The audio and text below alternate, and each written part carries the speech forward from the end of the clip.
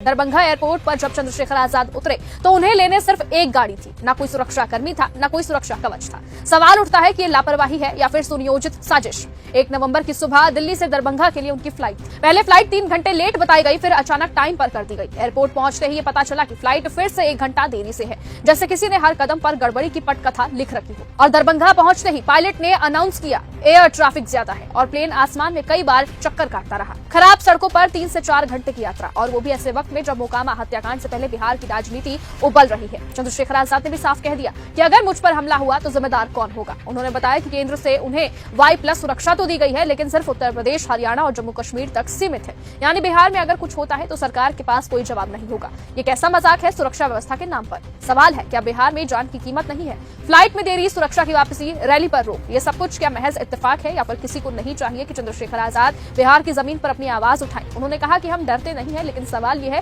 कि हमारी रैलियां क्यों रुकवाई जा रही है, हमारे कार्यकर्ताओं की मेहनत क्यों बर्बाद की जा रही है। लेकिन एक सिंगल पुलिस का कांस्टेबल भी हमें सरकार ने दिया नहीं, इलेक्शन कमीशन ने दिया एप्लीकेशन करने के बाद। ठीक है यार, नहीं देते उनकी मर्जी है भाई। अब अपना जीवन तो एक बार जानते हो, जानी है तो सिखाएंगे, ज्यादा परवाह करनी तो हम लोग उसकी चिंता नहीं कर रहे। लेकिन मैं आपको बता रहा हूँ कि कृपा मेरे ऊपर ज्यादा, मेरे विरोधी इस बात को कहते हैं।